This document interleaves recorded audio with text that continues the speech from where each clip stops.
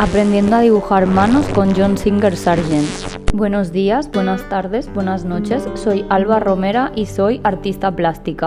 En el año 2021 fui a Nueva York y por supuesto no me perdí el Metropolitan Museum. Y una de las cosas que quería ver sí o sí era la obra de Sargent. Una de las cosas que más me sorprendió de Sargent es lo bien que se veían las manos de lejos, súper realistas y naturalistas, pero cuando te acercabas estaban súper bien sintetizadas y me obsesioné con eso. Y por ese motivo he decidido hacer Master Copy de manos de Sargent. La idea de este Master Copy no va a ser hacerlo exactamente igual que Sargent siguiendo todo su proceso, sino más bien entender cómo construye él la forma y los tonos de la piel de las manos, cómo crea los volúmenes de las manos, sintetizando las formas que también hace él, ¿no? Entonces he preferido hacer varias manos en vez de hacer una sola y hacerla muy bien, por lo que no os fijéis en el resultado final, sino en cómo intento entender la síntesis del color y de las formas. Lo primero que hice fue meterme en la página web del Metropolitan y buscar en los archivos qué imágenes de Sargent tenían, y encontré algunos esbozos a lápiz de manos que había hecho para obras finales, digamos. Entonces preferí empezar por copiar dibujos de manos para entender cómo construye la forma. Lo primero que voy a hacer son unas marcas que me indiquen cómo de alta y cómo de ancha es el espacio que ocupa la forma de la mano, y lo voy a intentar hacer ya buscando la inclinación de las líneas para así ya ir teniendo una aproximación a lo que viene a ser el blocking o el encuadre. Me interesa marcar esto lo antes posible con líneas rectas y rápidas, porque contra antes empieza a dibujar, antes podré empezar a corregir, ya que todas las líneas que haga al principio seguramente las voy a tener que corregir. Luego empezaré a comprobar las medidas que he marcado, si me funciona el alto por el ancho, si las diagonales me están cuadrando y todo, y una vez ya tengo más o menos el espacio que ocupa comprobado, voy a empezar a romper los segmentos que tengo en segmentos más pequeños, intentando ser cada vez más específica con las formas. Aquí no podéis ver nada de lo que estoy haciendo porque un consejo que os doy es que dibujéis con la línea muy suave, tan suave que casi no podáis verla, para que sea más fácil de borrarla, porque un error típico que cometemos es hacer las líneas demasiado fuertes, luego no las podemos borrar y el dibujo se enguarra. Entonces, consejo: dibujar con un lápiz HB y suavecito.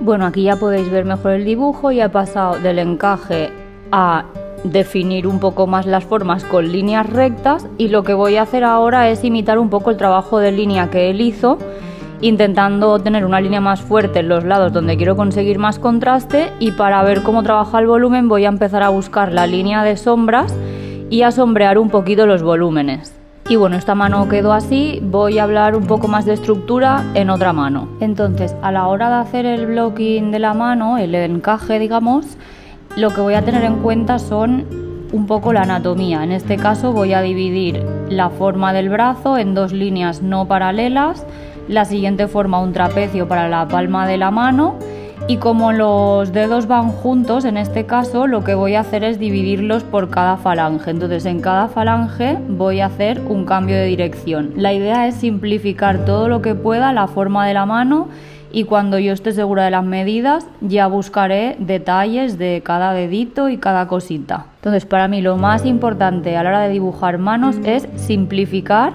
en formas geométricas y fáciles y sencillas de encontrar. Y bueno, una vez el encaje nos funciona, hemos comprobado las medidas, lo que voy a empezar a hacer es buscar un poco más la anatomía de cada componente. Por ejemplo, buscar un poco la formita de los deditos, la silueta, o empezar a ver cómo aquí esta línea que viene del brazo se empieza a meter un poco por la mano, buscando un poco la anatomía y ese tipo de detallitos. Y luego pasamos a la parte que para mí es la más divertida, que es el trabajo de línea. Aquí empezamos a definir bien la silueta, buscando las formas anatómicas y un poco más los detalles de cada parte, a la vez que trabajo la línea buscando más o menos contraste en función del volumen que quiera sugerir. Y bueno, dibujé alguna manita más, pero tampoco os quiero dar yo aquí la chapa con esto, así que nos pasamos a pintura. Bueno, voy a empezar por esta mano y luego voy a volver a la de al lado, porque me interesa explicar el dibujo. Lo primero que hago para hacer el blocking es marcar las dos líneas del brazo y luego en la palma, el dorso de la mano, hacer el trapecio que os había dicho antes y luego compactar todo este bloque de las falanges de estos dedos en una única forma. Después de encontrar esta forma podemos ir a buscar la forma un poquito por encima del dedo pulgar y luego del dedo este que está por ahí colgando.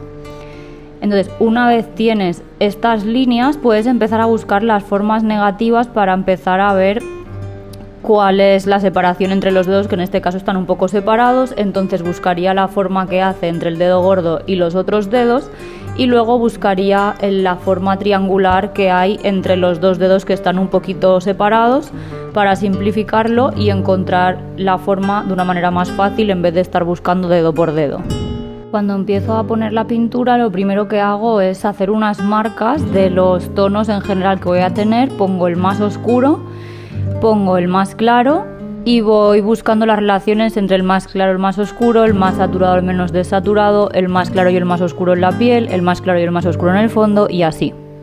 Y una vez he establecido esas relaciones y me parecen correctas, lo que empiezo a hacer es construir desde las sombras hasta las luces. Entonces lo primero que voy a hacer es construir el bloque de sombras, que es el que me va a dar la estructura y las formas de la mano. Ahora que ya tengo las sombras estructuradas y planteadas, lo que voy a hacer es moverme de las sombras a los medios tonos y de los medios tonos a las luces.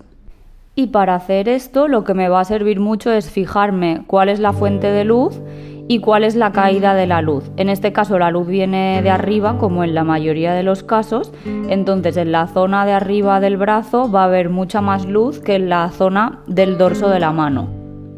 Por lo general, en las zonas en las que se puede apreciar más variedad cromática es en la zona de los medios tonos, porque en la zona de las sombras, aunque pueda haber mucha saturación al ser oscuro, no se aprecia tanto.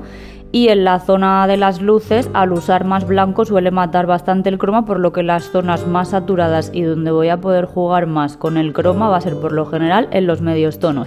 Entonces, cada vez que yo voy a mezclar una nueva pincelada para pintar una nueva zona, intento que en mi paleta tenga un poquito de variación, aunque sea prácticamente inapreciable. Intento no tener un montón de pintura que voy a usar para toda la zona de medios tonos, sino que cada vez que mezcle voy a intentar que sea diferente. Y de esa manera me aseguro de tener variedad cromática, que a mí es lo que más me gusta. Bueno, y ahora que voy a pasar a trabajar la zona de luces, suelo cubrirla toda sin llegar a lo que sería la máxima luz, sino tener una base, porque lo que voy a hacer luego es encima de esta base aplicar lo que serían los brillos o las zonas más claras. En general, en toda la parte que es zona de luces suelo aplicar más pintura y me gusta aplicar el brillo, la zona más clara encima, para que todavía coja más volumen. De esa manera las sombras tienen poca pintura y la pintura va girando y va obteniendo volumen a medida que la zona se vuelve más luminosa. No sé, me parece que genera como un efecto óptico volumétrico que me parece interesante. Y creo que también es muy importante no abusar de los brillos. Yo escogería, por ejemplo, el brillo del anillo y tal vez una zona un poquito más clarita, pero que ni de lejos llega a ser igual de clara que el brillo, porque si nos excedemos con los brillos va a parecer que la piel es de plástico. Bueno, y vamos a volver a la mano que había al lado para hablar un poquito sobre el color. Y yo lo que hago cuando voy a hacer así una pintura, sobre todo si es a la prima, de una única capa, es que me planteo primero las relaciones tonales, como ya os he dicho antes.